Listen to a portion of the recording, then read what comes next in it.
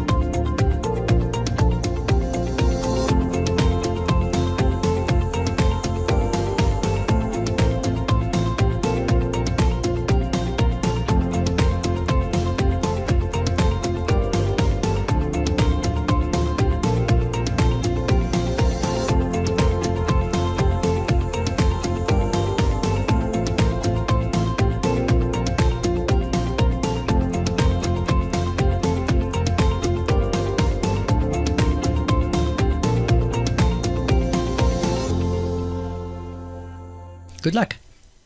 Good luck. Good luck for what? What are you going to do? Like, zip up your computer or something? Or unzip the whole... What are you going to do? Unzip the universe. Unzip the universe. Cool. And those are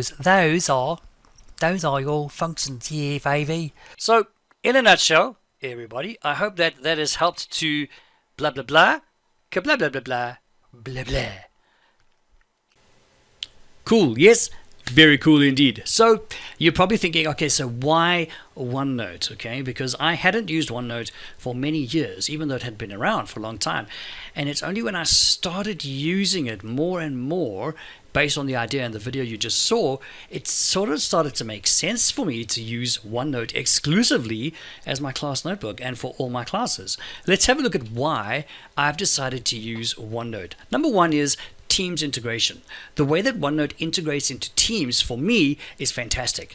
You don't ever leave Teams or have to leave Teams if you don't want to. I mean, I've got there, you can see I've got the class notebook up there. It's in the general channel, and basically they just click on that and the class notebook opens up in Teams. They can make it wider, full screen if they like, and work straight there. They don't have to open up any other applications, and my students are happy. No, it's a hunt for anything. That is a really, really nice way. I personally like them to open up the OneNote for Windows 10 app separately to Teams so that they can really focus on the stuff that's in OneNote. But you can actually then work with this completely online through your web browser, which is an incredible feature that not a lot of other guys actually have. So try that out. Okay. Another thing that I like, the reason that I really enjoy using OneNote, is the fact that you can insert files and links to a page or to external content. For example, here you can see I've got an Excel file that I've actually embedded on the page. It's embedded on the page. That means that I can double click on that file, open it up, it opens up in Excel, do my work, close Excel, and it's saved. And it's there on the page. It's saved. It's up to date. I don't have to save it anywhere specific, put it anywhere specific. It's done. It's there. My students love this, and so do I, because they don't lose their work. Yes. No more dog ate my homework or ate my USB drive or something.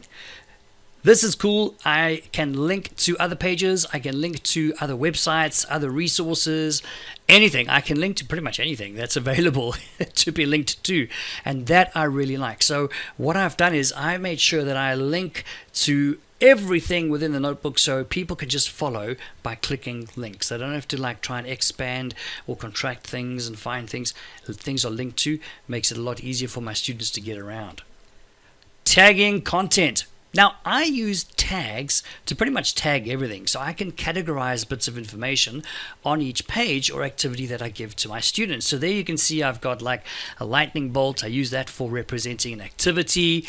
I've got a little laptop for indicating lessons, a highlighter for keywords, video icon for video clips, presentation, the title of a lesson, all of these things. I'm using these as tags because I'll show you why in a few minutes, why I'm using tags to tag everything. Okay, so here's an example of a software lesson one page. Here's a lesson, and you'll see that there is a title. I've got the little title there, software, what is software, and I've tagged it with a title tag. Underneath that, I've got keywords relating to the content that is in that lesson, and I've tagged it with a keywords tag. And then of course I have a video which plays underneath that, and I've tagged that with a video tag. So if a student is searching for something, they can search for all the videos in their notebook just by searching for the video tag. It's so easy. This is also one of my favorite things, multimedia support. As you can see, I have been very busy. I make a lot of videos, okay? I make videos for all my lessons, and I can just put them on the page. My students can access them, watch the lesson at their own pace with headphones on, earphones in, and I can also put audio files. I mean, I can quickly record an audio clip if I want to give feedback to a student on some work. I can record an audio clip, just pop it on the page there. Very, very nice. I love the multimedia support in Microsoft OneNote. It is very, very cool. Now, this is also one of my favorite things. I mean, if you've got a lot of students in a class and you've created a page with some information on, you don't want to copy paste to every single student. No, sir. You want to just send it to them as if you were handing out pages to your class. Same thing, okay? So that's where page distribution comes in, and I can take a page in OneNote from my library or anywhere actually, and just send that page to everybody right away, so that all my students receive the same document at the same time right away, and then it just synchronizes the next time they open their notebooks. Very, very powerful tool, great for sending notes to all of your students. I love it. So everything for me is together. There is one central access point where everything happens. This means that you have one central access point to place everything, and it also means that your students have a complete digital portfolio. Everything that they do, the evidence of their work, the evidence of their learning, everything that they do can be contained in one notebook. So it becomes a complete digital portfolio. So that is great for your side and for the student side as well. So what does that mean? Well, this is what it means. Here is a classroom. All right. Now, this is quite indicative of any normal classroom today. And I mean, normally you have the teacher in the front. That's me. That's really me. It's not really me. You have the teacher in the front, where we have just the teacher like just yada yada yada da, da, da, ba, ba, ba, ba, the whole time. Okay, that's just passive learning. All right, the students are probably not actually learning a heck of a lot either. They're just sitting there like staring at you like ay ay ay. So we change things. The way that I change things, because I have everything in their notebooks now.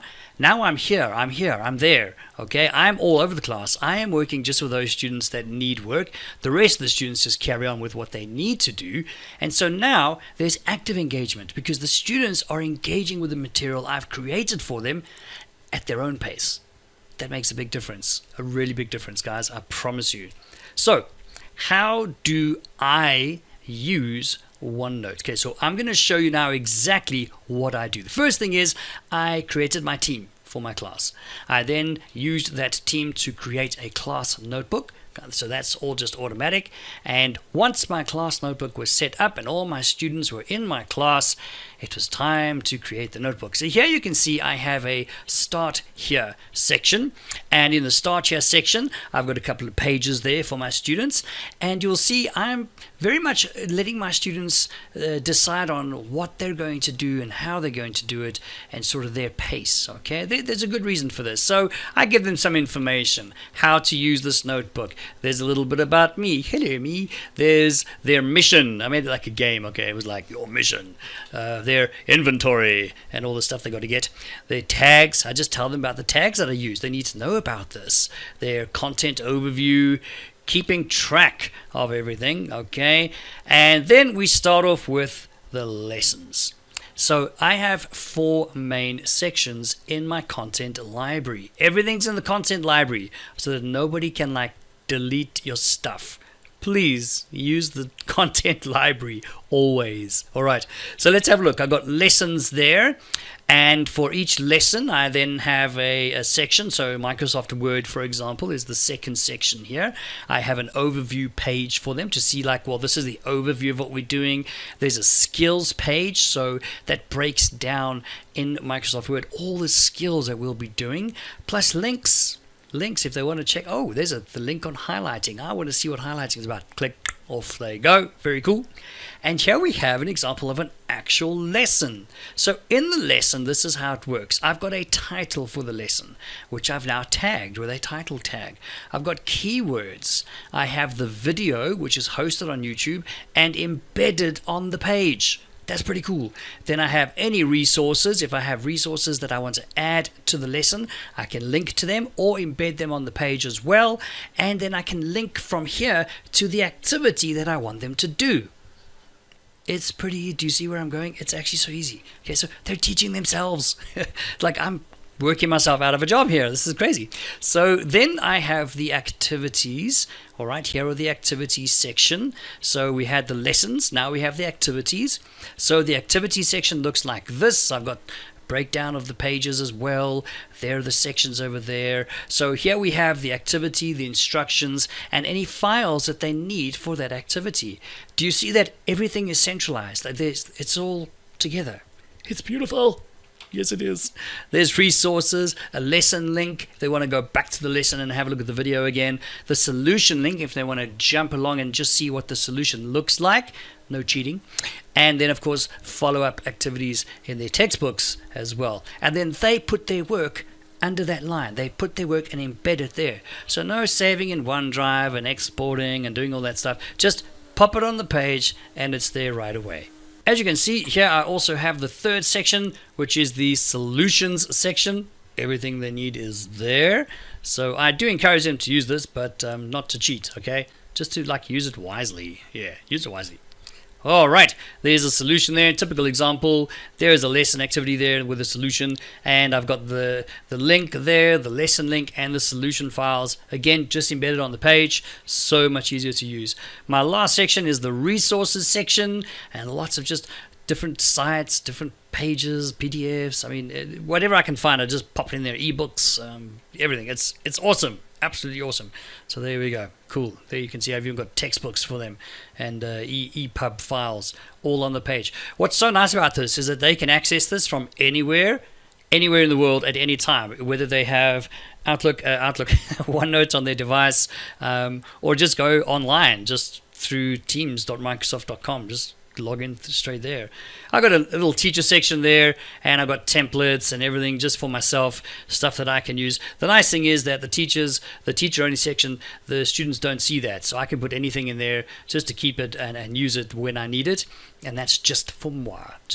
Okay, cool. Here we have one of my students. Let me just show you what it actually looks like. All right, so here's one of my students. You can see that they have a learning path, and I have then specified or suggested these are the lessons sort of that I need you to do over this term. So if you kind of work your way through these, then you're going to be fine.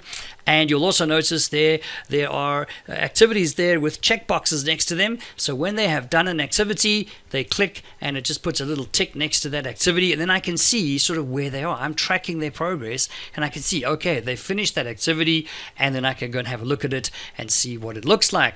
And the best part is when I do look at their activity and I see what it looks like, I can also then tag their content. If I have issues, I can just put a little tag there. There's a please check tag that I've created, and that's me. There you can see there's me tagging their content. It highlights it, puts a little picture of a person with exclamation mark, like, oh, what's going on here, sort of thing.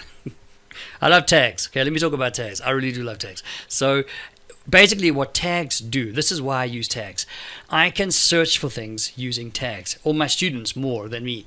So if they are looking for all the please check tags, they can go and do a search on please check, and it will then show them all the content that I've tagged so far in their notebook for them to check. Okay, so it kind of makes sense. So I'm trying to get them into a regular habit of doing that, and then they can do a search for tags, and then I can also use the same thing. Super cool. More integration. OneNote, Teams, more integration. I can attach a page from Notebook into a Teams assignment. It's like while I'm creating an assignment in Teams, I can actually then take a page straight out of the notebook that I've created and put it in as an assignment. That is amazing. Okay, that is actually amazing. So what has OneNote allowed me as a teacher to do for my class? Well, it has allowed me to track my students' progress via the use of tags. I have enabled student self-led learning, all right, which I don't see a lot happening in schools today. But this is something that I think is working. It's worked last year for me, and it's working this year again. So I'm going to keep going and keep learning from this. It allows me to provide better guidance and assistance for students that need it. Right, the brighter students, the ones that are sort of more competent and they get the content, they just go. They go at their own pace. They're happy. They move through the material at their own pace, and they're happy. If they need anything, they just ask me and I help them. I can spend more time with those who need the help more than they do, which makes the biggest difference. I'm not expecting the whole class to follow me at the same pace, everyone at the same point. It doesn't work that way. We need to change the way we think about this. So by using OneNote to do this and having everything ready for my students in their notebooks, I'm actually allowing differentiation amongst my students, and it makes such a difference to the way I teach as well. So if you are going to look at the Teacher Academy path, all right, getting started with OneNote, start with that one. OneNote class notebook, follow up with that one, and have a look at the transform teams, transform learning with Microsoft Teams. Okay, I should probably edit that out, but I'll forget. So enjoy, have a laugh. All right. So, guys, thank you very much for your time. If you need to find me, I'm on Twitter. I'm on mhains online. There's my website, matthewhains.online. Thank you so much. If you have any questions about how I'm using Microsoft OneNote or Teams in terms of my teaching and managing everything and pedagogy as well, integrating all of that, give me a shout. I'll be happy to chat with you.